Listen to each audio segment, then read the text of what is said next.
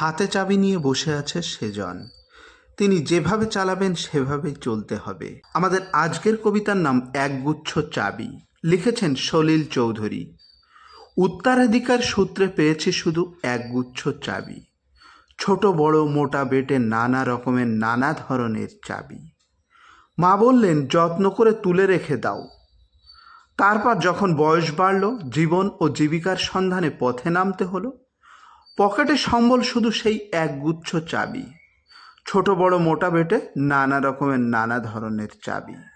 কিন্তু যেখানেই যাই সামনে দেখি প্রকাণ্ড এক দরজা, আর তাতে ঝুলছে প্রকাণ্ড এক তালা। পকেট থেকে চাবির গুচ্ছ বের করি, এ চাবি সে চাবি ঘোরাই ফেরাই লাগে না, খোলে না। শ্রান্ত হয়ে ঘরে ফিরি, মা দেখেন আর হাসেন, বলেন ওরে তোর বাবার হাতেও ওই চাবি দিয়ে দরজাগুলি খোলেনি। শুনেছি নাকি তার বাবার হাতে খুলতো। আসল কথা কি জানিস? ওই সব চাবিগুলো হলো সত্যের, সততার, যুক্তির, নিষ্ঠার। আজকাল ওই সব চাবি দিয়ে কোনো দরজা খোলে না। তবুও তুই ফেলে দিস না, যত্ন করে তুলে রেখে দিস। তুইও যখন চলে যাবি তোর সন্তানদের হাতে দিয়ে যাস ওই সব চাবির গুচ্ছ।